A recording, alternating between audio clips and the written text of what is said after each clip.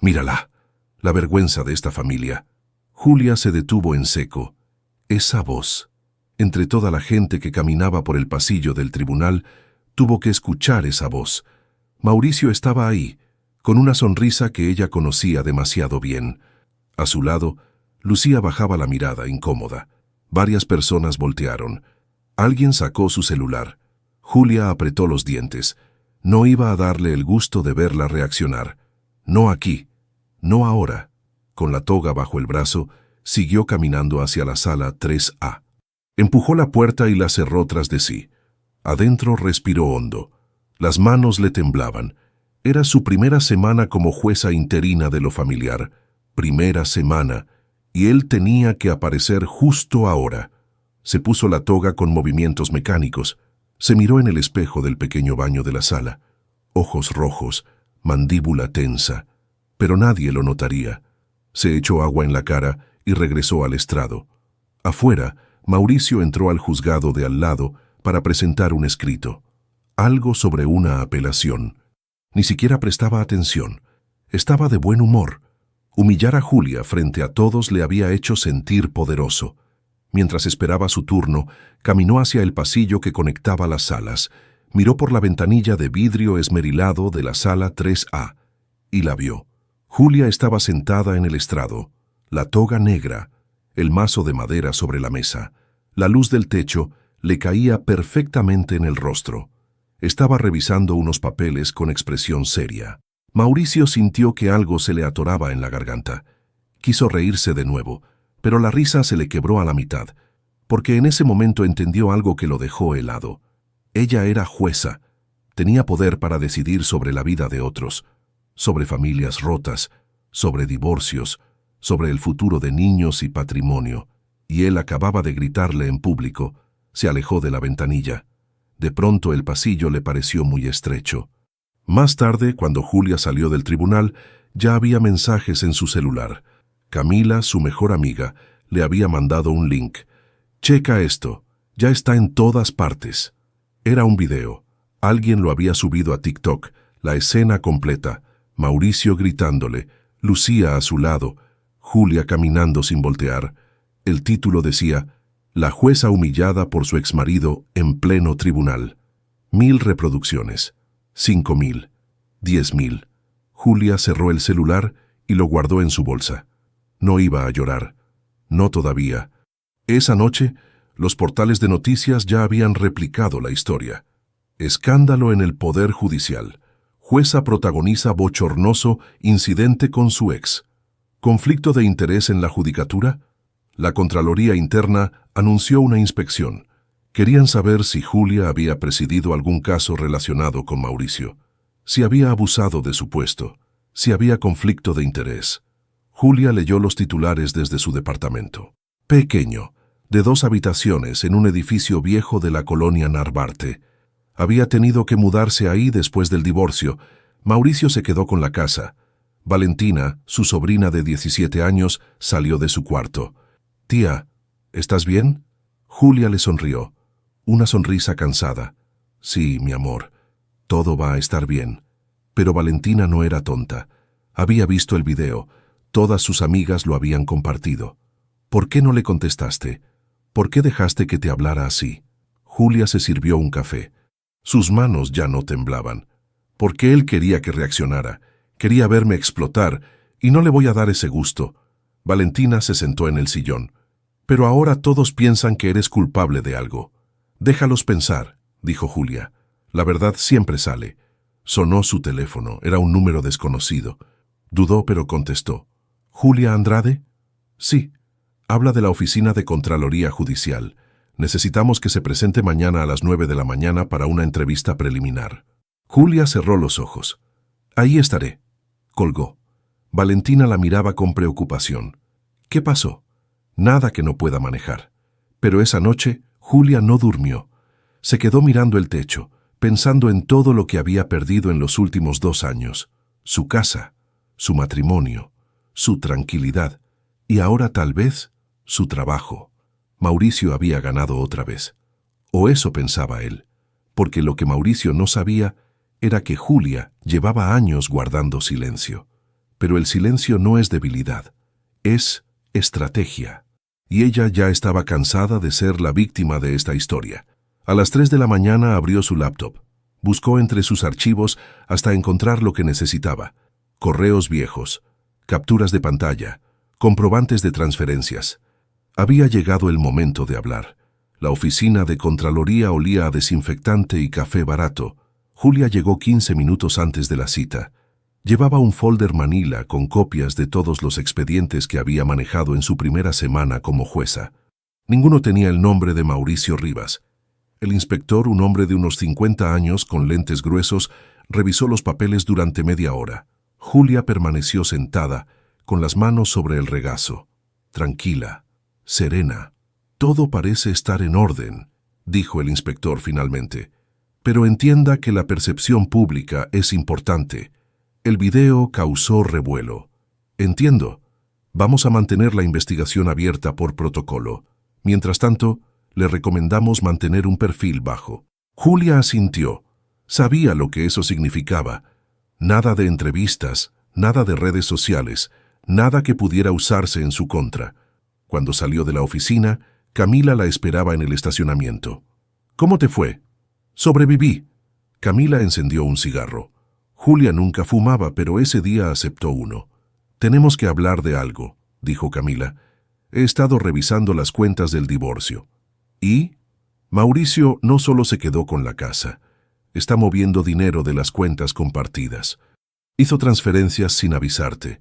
Congeló el acceso a tu tarjeta de crédito empresarial. Julia dio una larga fumada. El humo le quemó la garganta. ¿Cuánto? Como 200,000 pesos, tal vez más. Hijo de puta. Julia, esto es fraude. Puedes denunciarlo. No quiero más problemas legales, Camila. Ya tengo suficiente con la Contraloría respirándome en el cuello. Entonces, vas a dejar que te robe también tu dinero. Julia apagó el cigarro contra el suelo. No lo voy a dejar. Pero necesito tiempo. Camila negó con la cabeza, pero no insistió. Conocía a Julia desde la universidad. Sabía que cuando tomaba una decisión no había forma de hacerla cambiar de opinión. Esa tarde, Julia regresó a dar clases en la universidad. Derecho procesal familiar. Antes del nombramiento como jueza, había sido profesora durante 8 años. La universidad la había readmitido sin problema. Los alumnos la miraban diferente, algunos con curiosidad, otros con morbo. Una chica en la primera fila levantó la mano. «Maestra, ¿es cierto lo del video?» «Sí». «¿Y qué pasó?» Julia dejó el marcador sobre el escritorio. Pasó que la vida personal y la vida profesional a veces chocan de formas incómodas, pero eso no significa que una tenga que contaminar a la otra. Ahora abramos el código en la página 112. El tema quedó zanjado. Nadie más preguntó. Pero cuando llegó a casa, Valentina no estaba. Había dejado una nota sobre la mesa de la cocina. «Salí con unas amigas, regreso tarde». Julia suspiró. Valentina casi no le hablaba desde que estalló el escándalo. La chica estaba enojada, avergonzada, y Julia no sabía cómo arreglarlo. Preparó sopa instantánea y se sentó frente a la televisión. No puso noticias. Puso una serie cualquiera en Netflix, algo ligero, algo que no requiriera pensar. Su celular vibró. Un mensaje de un número desconocido. «Deberías tener más cuidado con lo que publicas». Julia frunció el ceño. No había publicado nada. Entró a su Facebook. Su última publicación era de hace 3 meses. Una foto con Valentina en su cumpleaños. Otro mensaje llegó. Esta vez era una captura de pantalla. Su cuenta de Instagram. Una foto que ella no había subido. Era una imagen del estrado, de ella con la toga, y el texto decía: «La justicia empieza en casa». Julia sintió que el estómago se le hacía un nudo. Alguien había hackeado su cuenta. Revisó rápidamente. 3 publicaciones nuevas, todas con mensajes pasivo-agresivos sobre justicia y venganza. Cerró la cuenta de inmediato. Cambió todas las contraseñas, pero el daño ya estaba hecho. Los comentarios en las publicaciones falsas eran brutales. ¡Qué patética! Se cree muy importante. Una jueza sin dignidad. Julia cerró el teléfono y lo aventó sobre el sillón. Mauricio. Tenía que ser él. Cuando Valentina llegó pasada la medianoche, Julia seguía despierta. ¿Por qué sigues levantada? Valentina, necesitamos hablar. La chica dejó su mochila en el suelo. ¿De qué? De todo. De cómo te sientes. De lo que está pasando. Valentina cruzó los brazos. ¿Quieres saber cómo me siento? Me da vergüenza ir a la escuela. Todos han visto el video. Todos me preguntan si mi tía es la jueza corrupta. Y yo no sé qué decirles. Puedes decirles la verdad, que no hice nada malo. ¿Y por qué no te defiendes entonces? ¿Por qué dejas que Mauricio te pisotee? Julia se puso de pie. Porque no voy a bajarme a su nivel, porque yo sé quién soy y lo que valgo. Y si tú no lo sabes, entonces he fallado como tía. Valentina parpadeó. Por un momento pareció que iba a llorar, pero se dio la vuelta y se metió a su cuarto. Julia se quedó sola en la sala. El silencio era tan pesado que dolía. Abrió su laptop, entró a su correo y escribió un mensaje a Camila. Empecemos la denuncia. Ya me cansé de esperar. Le dio a enviar y cerró la computadora. Afuera la ciudad seguía despierta. Las luces de los edificios parpadeaban como estrellas falsas.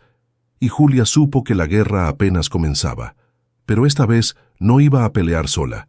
Camila llegó al departamento de Julia con 2 cafés y una caja de donas. Eran las 8 de la mañana de un sábado. Valentina todavía dormía. ¿Estás segura de esto?, preguntó Camila mientras abría su laptop sobre la mesa del comedor. Completamente. Porque una vez que presentemos la denuncia, no hay vuelta atrás. Mauricio va a contraatacar. Julia bebió un sorbo de café. Que lo haga. Ya no tengo nada que perder. Camila tecleó rápidamente. Abrió varios documentos, estados de cuenta, capturas de pantalla de transferencias, correos electrónicos donde Mauricio le pedía las claves de acceso solo para revisar algo rápido. Mira esto, dijo Camila girando la pantalla.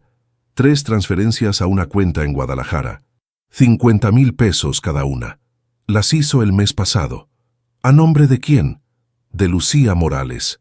Julia apretó la mandíbula. Lucía, la amante, la chica de 25 años que había destruido su matrimonio. Ahora también estaba involucrada en fraude. ¿Y esto es suficiente para una denuncia? Es un inicio, pero necesitamos más. Necesitamos demostrar que él usó tu información sin tu consentimiento. Julia abrió su celular. Buscó entre los correos antiguos. Había uno de hacía 6 meses. Mauricio le pedía su firma digital para actualizar el seguro del coche. Julia había enviado el archivo sin pensarlo 2 veces. Aquí está, dijo mostrándole el correo a Camila. Camila leyó en silencio. Luego silbó bajito. Este cabrón te engañó para que le dieras tu firma. ¿Sabes cuántas cosas pudo haber firmado con esto? Julia sintió un escalofrío. ¿Qué hago? Primero, vamos al banco. Necesitas solicitar un historial completo de movimientos. Todo lo que se haya hecho con tu firma en los últimos 6 meses. Segundo, presentamos la denuncia ante la Fiscalía Especializada en Delitos Financieros. ¿Y si encuentran algo raro en mi nombre? ¿Y si me acusan a mí de fraude? Camila la tomó de la mano. Por eso lo hacemos ahora, antes de que sea demasiado tarde. Si él usó tu firma para abrir cuentas o pedir créditos, tú eres la víctima. Pero tienes que actuar rápido. El lunes por la mañana, Julia entró al banco.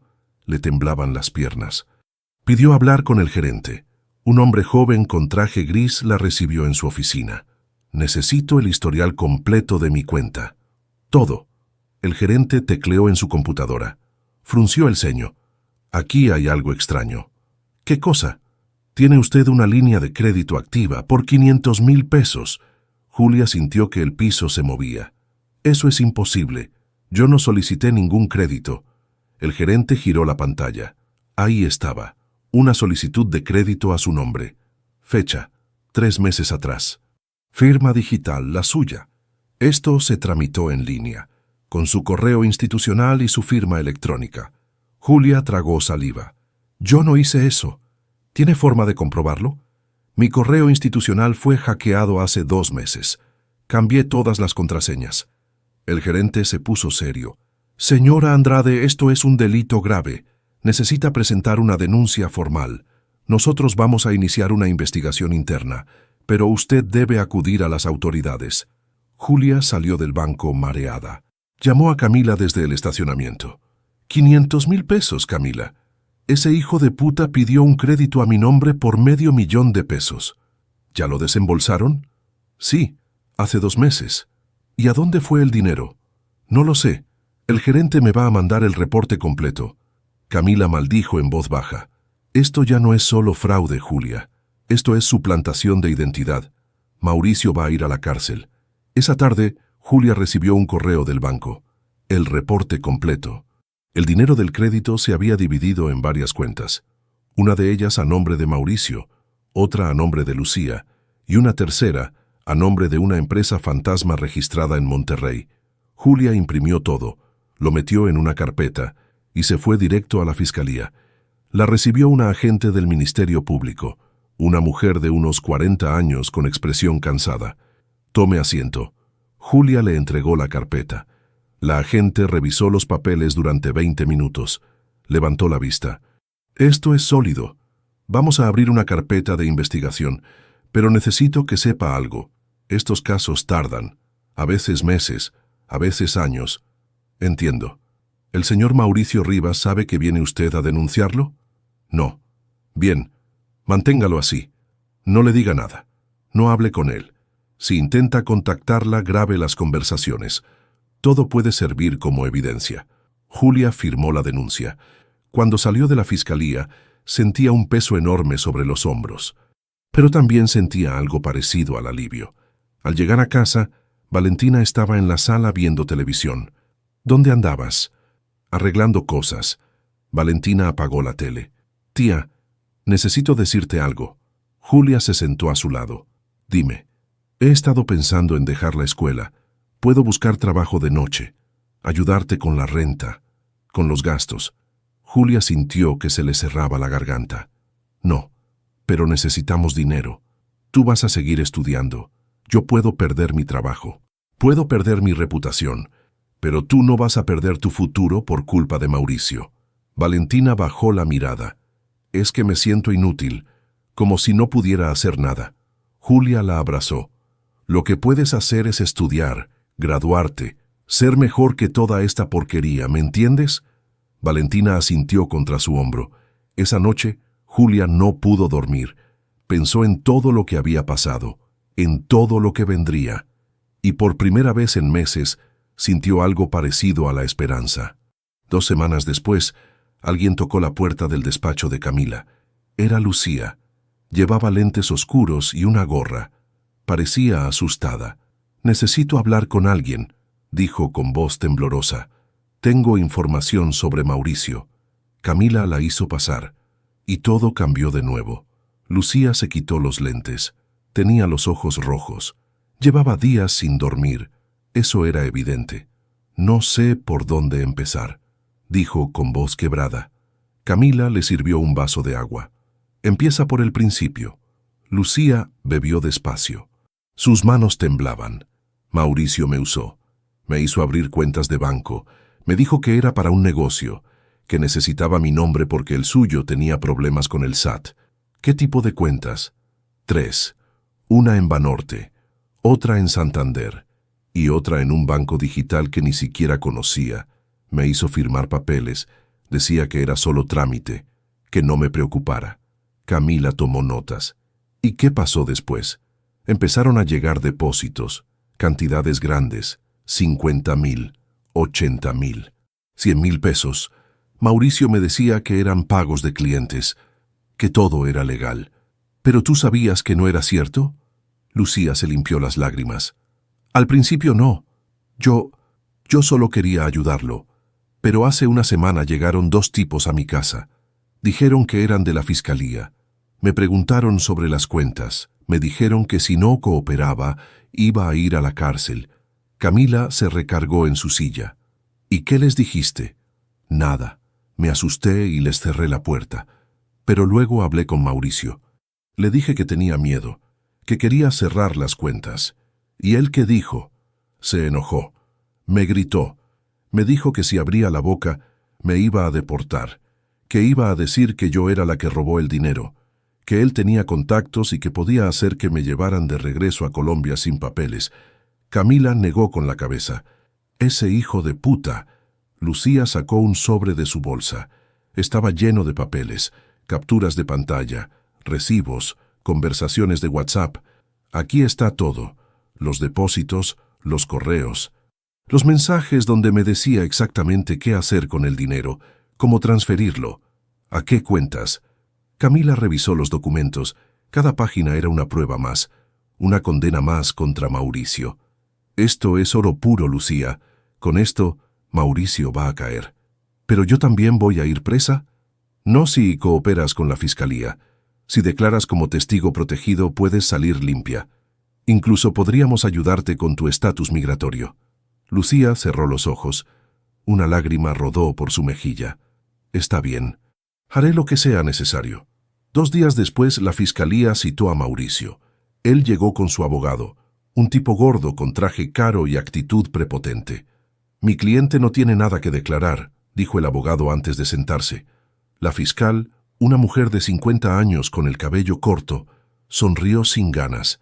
Su cliente está acusado de suplantación de identidad, fraude bancario y lavado de dinero. Tenemos pruebas documentales y testimoniales. Puede declarar ahora o esperar a que lo arraiguen. Mauricio palideció. Su abogado le susurró algo al oído. «¿Qué pruebas?», preguntó Mauricio tratando de sonar seguro. La fiscal puso sobre la mesa una pila de documentos, capturas de pantalla, estados de cuenta, correos electrónicos y, encima de todo, una declaración firmada por Lucía Morales. Mauricio leyó la primera página, luego la segunda. Su rostro pasó del blanco al rojo. «Esa perra me traicionó. Cuide su lenguaje», dijo la fiscal. «Tiene 2 opciones. Coopera y buscamos un acuerdo. O vamos a juicio y pide prestado para pagar la condena completa». El abogado volvió a susurrarle. Mauricio apretó los puños. «¿Qué tipo de acuerdo?». «Admite tu culpa, reparas el daño, devuelves el dinero y aceptas la inhabilitación comercial por 5 años. A cambio evitas la cárcel». Mauricio golpeó la mesa. «Esto es una trampa. Julia me está haciendo esto por venganza. La señora Andrade es la víctima, no la acusadora. Esto lo lleva a la fiscalía porque es un delito que se persigue de oficio. Así que deje de echarle la culpa a otros y decida qué va a hacer». Mauricio miró a su abogado. El tipo asintió levemente. «Necesito tiempo para pensarlo. Tiene 24 horas. Después, solicitamos orden de aprehensión». Cuando Mauricio salió de la fiscalía, marcó el número de Lucía. Le mandó directo a buzón. Marcó otra vez. Nada. Le mandó mensajes. «Contéstame. No te atrevas a ignorarme. Te vas a arrepentir». Lucía bloqueó su número. Mientras tanto, Julia recibía noticias de la judicatura. La investigación interna había concluido. No encontraron ninguna irregularidad, ningún caso donde hubiera presidido su propio divorcio, ningún conflicto de interés. Pero el dictamen final decía: se recomienda no renovar el nombramiento interino por cuestiones de percepción pública. Julia leyó el documento en su celular. Estaba sentada en una banca del parque donde solía correr. Se quedó mirando el horizonte. No era justo, pero así era el mundo. Camila la llamó esa misma tarde. Mauricio aceptó el acuerdo. Julia cerró los ojos. ¿Qué significa eso? Que admitió todo, que va a devolver el dinero en pagos mensuales, que va a reparar el daño, y que no puede abrir negocios ni manejar cuentas corporativas por 5 años. ¿Y la cárcel? Se la perdonaron a cambio de la confesión y la cooperación. Julia sintió un nudo en el estómago. No era lo que esperaba, pero era algo. ¿Y Lucía? Libre de cargos, declaró como testigo protegido. Vamos a ayudarla a regularizar sus papeles. Julia colgó el teléfono. Respiró hondo. El aire olía a tierra mojada. Había llovido en la mañana. Esa noche, una colega de la judicatura la llamó. Una jueza mayor con la que había estudiado años atrás. «Julia, tengo algo para ti. No es lo que querías, pero es un nuevo comienzo». «¿Qué es?» «Un puesto como secretaria de acuerdos en el juzgado séptimo familiar. El sueldo es menor. No es gloria, pero es trabajo honesto». Julia apretó el teléfono. «¿Cuándo empiezo?» «El lunes, si quieres». «Ahí estaré». Cuando Valentina llegó esa noche, Julia la esperaba con la cena lista. Nada especial, pollo con arroz. Pero estaba caliente y estaba hecho con cariño. «Tía, ¿pasó algo bueno?» Julia sonrió. «Sí, algo bueno». El juzgado séptimo familiar estaba en el tercer piso de un edificio que olía a humedad y papel viejo. Julia llegó el lunes a las 7 de la mañana. Media hora antes de su horario, la jueza titular, una mujer de 60 años llamada Graciela, la recibió con un café. «Bienvenida. Sé que esto no es lo que esperabas, pero aquí hacemos buen trabajo». Julia tomó el café. «Gracias por la oportunidad. No me agradezcas, conozco tu historia. Sé que eres buena en lo que haces. El sistema a veces es injusto, pero eso no significa que tengas que rendirte». Julia pasó la primera semana revisando expedientes, proyectando acuerdos, tomando notas en audiencias. Era trabajo técnico, sin reflectores, sin poder de decisión, pero era trabajo, y era digno. Una tarde, mientras organizaba una pila de oficios, su celular vibró. Era un número que no tenía guardado, pero que reconoció de inmediato. «Mauricio», dudó, pero contestó. «¿Qué quieres?» «Necesito hablar contigo, en persona. No tenemos nada de qué hablar. Por favor, Julia, solo 10 minutos». Hubo algo en su voz. No era la arrogancia de antes, era cansancio. Tal vez desesperación. «¿Dónde?» «En el café de siempre, el de la esquina del juzgado. Mañana a las 2». Julia colgó sin responder, pero al día siguiente, a las 2 en punto, estaba sentada en una mesa del fondo. Mauricio llegó 5 minutos tarde. Traía ojeras, había perdido peso, la ropa le colgaba del cuerpo. «Gracias por venir», dijo sentándose. «Tienes 5 minutos». Mauricio jugueteó con sus manos. «Quiero disculparme». Julia se quedó callada. «Sé que no lo merezco. Sé que te hice daño. Pero necesito que sepas que no quería que las cosas llegaran tan lejos». «¿No querías?» «Mauricio, me robaste. Me humillaste en público. Pusiste mi carrera en riesgo. Y lo peor de todo, metiste a Lucía en tus porquerías. Lo sé todo. Pero estaba desesperado. El negocio quebró. Tenía deudas. No sabía qué hacer. ¿Y tu solución fue destruirme a mí?» Mauricio bajó la mirada. «Pensé que podía arreglarlo, que nadie se daría cuenta, que el dinero aparecería y podría devolvértelo sin que supieras. Pero no fue así. No. Y ahora estoy jodido. Perdí el negocio. Perdí a Lucía. Voy a estar pagando esto por años». Julia lo miró fijamente. «¿Y esperas que sienta lástima por ti?» «No. Solo quería que supieras que me arrepiento». «Muy tarde para eso». Mauricio sacó un sobre del bolsillo de su chamarra. «Este es el primer pago. Son 20,000 pesos. Es todo lo que tengo por ahora». Julia tomó el sobre. Lo abrió. Ahí estaban los billetes. El juez dictó pagos mensuales de 30,000. «Esto no es suficiente». «Lo sé, pero es lo que puedo darte ahorita. Conseguí trabajo en un taller mecánico. Voy a cumplir, te lo juro». Julia guardó el sobre en su bolsa. «Bien, pero que quede claro algo, Mauricio. Esto no nos hace amigos. Esto no borra lo que hiciste. Esto es solo un pago de una deuda. Nada más». Mauricio asintió. Se puso de pie. «Entiendo». Cuando salió del café, Julia sintió algo extraño. No era satisfacción, tampoco era perdón. Era simplemente alivio. 3 semanas después, mientras revisaba un expediente en su escritorio, sonó su celular. Era Lucía. Julia dudó, pero contestó. «¿Hola?» «Julia, soy yo». «Lucía». «¿Qué pasa?» Hubo un silencio largo. Luego, una voz temblorosa. «Estoy embarazada». Julia cerró los ojos. Por supuesto que faltaba esto». «¿De Mauricio?» «Sí». «¿Él lo sabe?» «No, ni va a saberlo. Ya no quiero nada con él». Julia se recargó en su silla. «¿Y qué vas a hacer?» «No lo sé, por eso te llamo. Sé que no tengo derecho, sé que te hice daño, pero no tengo a nadie más con quien hablar». Julia respiró hondo. «¿Cuántas semanas tienes?» 8. «¿Ya fuiste al doctor?» «Sí, todo está bien, pero estoy asustada, no tengo dinero, mi visa apenas se está arreglando. Y Mauricio, si se entera, va a querer controlarme otra vez». Julia miró por la ventana. Afuera, el cielo estaba nublado. «¿Quieres tenerlo?» «No sé. A veces sí, a veces no. Pero lo que sí sé es que no quiero que Mauricio sea parte de esto. Julia cerró los ojos. Parte de ella quería colgar. Quería decirle a Lucía que se las arreglara sola, que ella no era su salvadora. Pero otra parte, una parte que no esperaba, sintió compasión. «Haz lo que sea correcto para ti», dijo Julia finalmente. «No por él, no por mí, por ti. Si decides tenerlo, búscate un buen trabajo, pide ayuda a tu familia, construye algo para ese niño, y si decides no tenerlo, está bien también. Pero sea lo que sea, hazlo por las razones correctas». Lucía sollozó al otro lado de la línea. «Gracias. No me agradezcas. Solo cuídate». Julia colgó. Se quedó mirando el teléfono durante un minuto largo. Luego volvió al expediente que estaba revisando.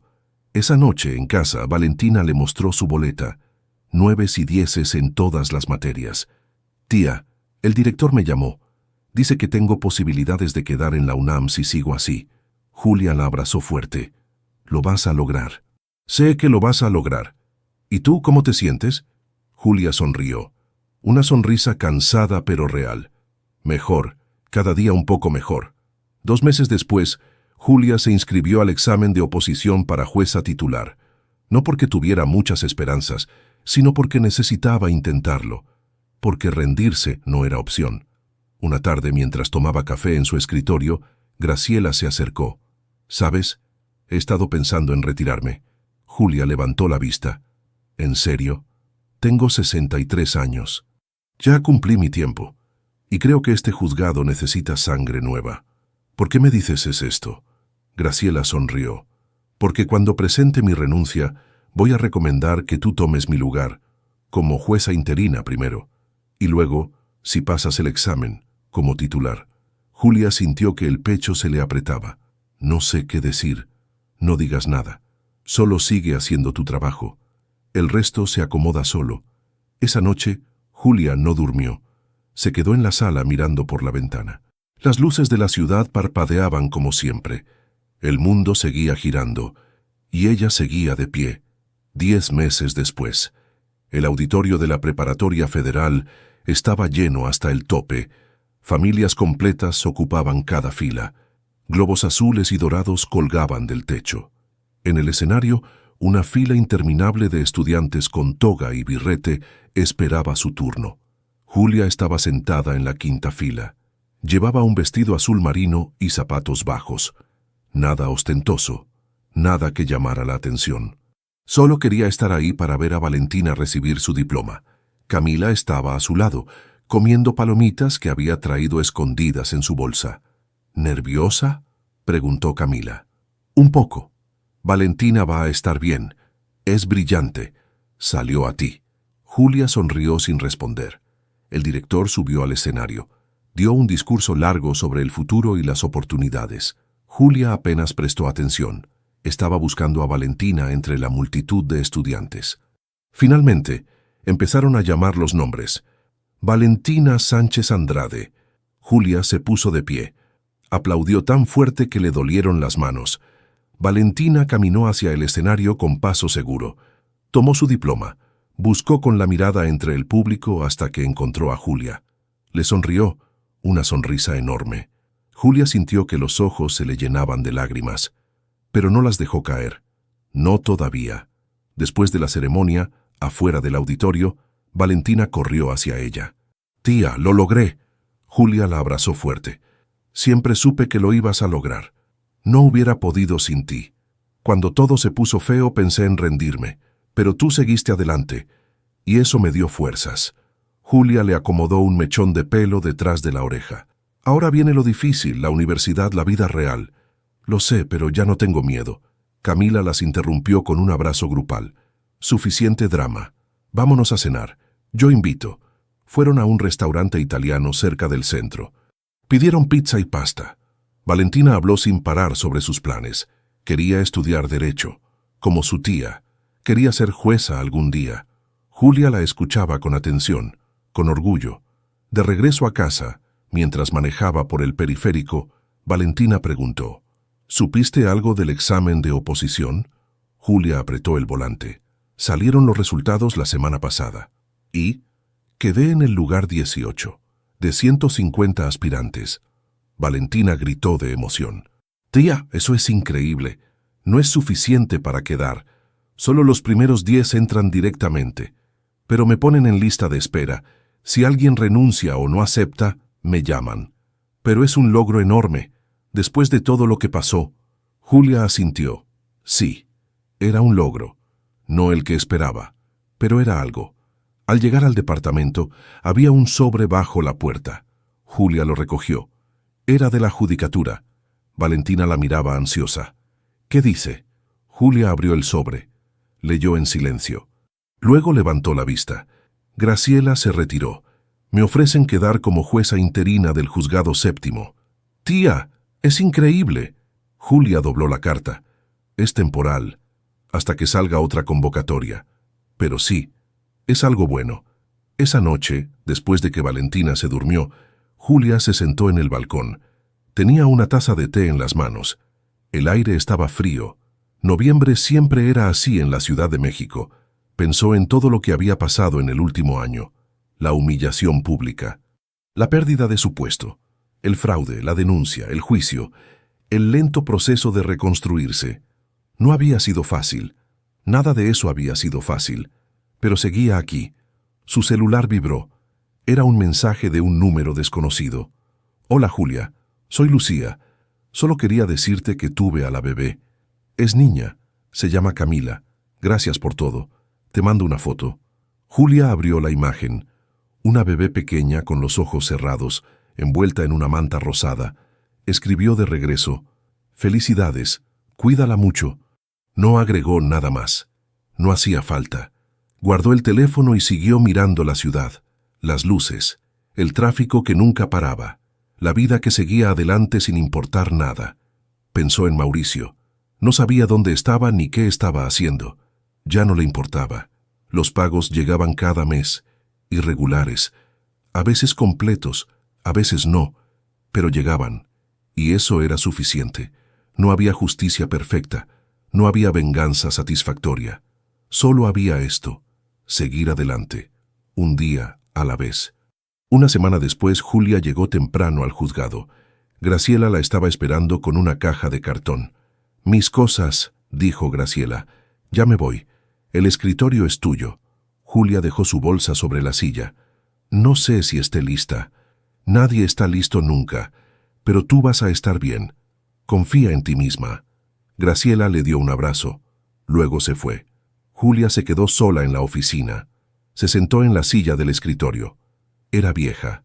Chirriaba un poco, pero era suya. Sobre el escritorio había un mazo de madera, el que Graciela había usado durante 20 años. Julia lo tomó entre sus manos. Pesaba más de lo que esperaba. Ese día no tuvo audiencias, solo papeleo. Pero al final de la tarde, cuando el sol se colaba por la ventana, Julia se puso de pie. Se puso su toga. Se miró en el espejo pequeño que colgaba en la pared. Ya no era la misma mujer que había sido humillada en público. Ya no era la víctima que todos habían visto en el video. Era otra cosa.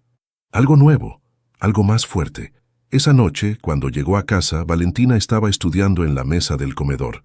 «¿Cómo estuvo tu día?», preguntó sin levantar la vista de sus apuntes. «Bien», respondió Julia. «Muy bien». Se preparó un té. Se sentó frente a su laptop. Abrió un documento en blanco y empezó a escribir. No una denuncia, no una demanda, solo sus pensamientos. Todo lo que había aprendido en el último año, sobre la justicia, sobre la dignidad, sobre la capacidad de seguir adelante cuando el mundo entero parece derrumbarse. Escribió hasta pasada la medianoche. Cuando terminó, guardó el archivo. Lo tituló Reconstrucción. Cerró la laptop, apagó las luces y por primera vez en mucho tiempo durmió sin pesadillas. Al día siguiente, el video seguía en internet. Todavía tenía miles de reproducciones. Los comentarios seguían ahí, algunos crueles, otros compasivos, pero Julia ya no lo buscaba, ya no le importaba, porque había aprendido algo fundamental. La opinión pública es efímera, la vergüenza es temporal, pero la dignidad, cuando se construye desde adentro, es permanente. Había perdido su casa, su matrimonio, su primera oportunidad como jueza titular, pero no había perdido lo más importante. No había perdido su integridad, y eso, al final, era lo único que realmente importaba. Meses después, mientras caminaba por los pasillos del tribunal, una joven abogada se le acercó. «Disculpe, ¿usted es la jueza Andrade?» Julia asintió. «Yo vi su video, el del escándalo, y quiero que sepa algo. Usted me inspiró. Ver cómo siguió adelante a pesar de todo, me dio fuerzas para no rendirme con mi propio divorcio». La chica se fue antes de que Julia pudiera responder. Julia se quedó parada en medio del pasillo y sonrió, porque al final esa era la verdadera justicia, no la que se dicta desde un estrado, sino la que se construye paso a paso en la vida real. ¿Qué te pareció la historia de Julia? Si te conmovió ver cómo logró reconstruir su vida después de la traición y la humillación pública, déjanos un comentario contando qué fue lo que más te impactó. Dale like si crees que la dignidad y la perseverancia valen más que cualquier venganza. Y comparte este video con alguien que necesite recordar que siempre se puede empezar de nuevo, sin importar qué tan difícil parezca el camino. Si te gustan las historias de superación real, donde los personajes enfrentan problemas de la vida cotidiana con valentía, no olvides suscribirte al canal para no perderte más relatos como este. Y cuéntanos, ¿desde qué país nos estás viendo? Nos encantaría saber dónde están nuestros seguidores y qué historias les gustaría escuchar en el futuro. Tu opinión es muy importante para nosotros.